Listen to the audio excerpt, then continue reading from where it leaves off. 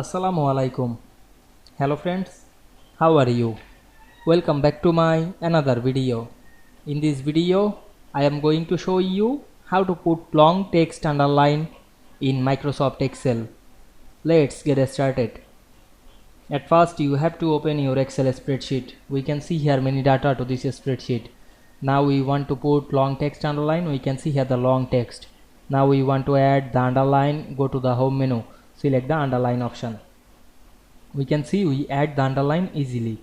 Otherwise you can make double underline. Select the double underline option. You can remove the underline. Select again underline option. Now we can see we put long text underline easily. I hope you enjoyed my video. Please like, comment, share and subscribe my channel. Thanks for watching.